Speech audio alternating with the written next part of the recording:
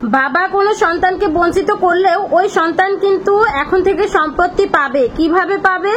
অনেক সময় দেখা যায় বাবা অনেকগুলো বিয়ে করে থাকে এবং যে কোনো একজন স্ত্রীর সাথে তার ভালো সম্পর্ক বজায় রাখে এবং তার সন্তানদেরকেই সে ওসিয়তনামা করে সম্পত্তি দিয়ে যায়। সেক্ষেত্রে কিন্তু ওই ওসিয়তনামাকে চ্যালেঞ্জ করে বাকি স্ত্রীর সন্তানেরা এবং স্ত্রীরা কিন্তু চাইলেই ওই ওসিয়তনামা বাতিল করতে পারবে। কারণ কি? কারণ হচ্ছে 1 ভাগের বেশি সম্পত্তি কখনোই কিন্তু ওসিয়ত করা যায় না। সুতরাং এই ওসিয়ত রেজিস্ট্রিকৃত ওসিয়ত দলিল বাতিল করা যাবে এই বাড়তি অংশটুকু, এবং বাড়তি অংশটুকু কিন্তু বাকি ওয়ারিশরা হিস্সা অনুসারে তাদের নামে করে নিতে পারবে। আবার দেখা যায় যে অনেক সময় দেখা যায় যে বাবা তার সন্তানদের নামে রেকর্ড করে দিয়ে যায়, শুধুমাত্র ছেলেদের নামে রেকর্ড করে দিয়ে যায়, ভাবে যে এক্ষেত্রে আমার মেয়েরা আর এই সম্পত্তির অংশ পাবে না, শুধুমাত্র আমার ছেলেরাই পাবে।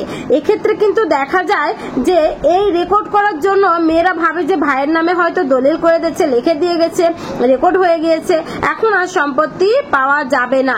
এভাবে কিন্তু অনেক মেয়েরাই এবং স্ত্রীরাই বঞ্চিত হয়ে থাকেন।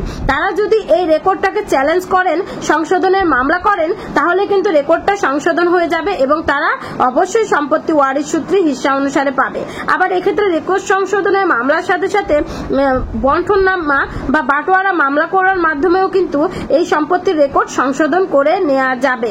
আবার দেখা যায় যে অনেক সময় দেখা যায় যে বাবা তার যে কোনো একজন সন্তানকে ত্যায্য ঘোষণা করে এবং তাকে তার ফ্যামিলি থেকে, তার পরিবার থেকে, বাড়ি থেকে বের করে দেয়, সম্পর্ক রাখে না। ওই পিতা মৃত্যুর পরবর্তীতে কিন্তু তার রেখে যাওয়া সম্পত্তিতে ওই ত্যায্য সন্তান চাইলেই দাবি করতে পারে এবং সে আইন অনুসারে পাবে। কেন পাবে?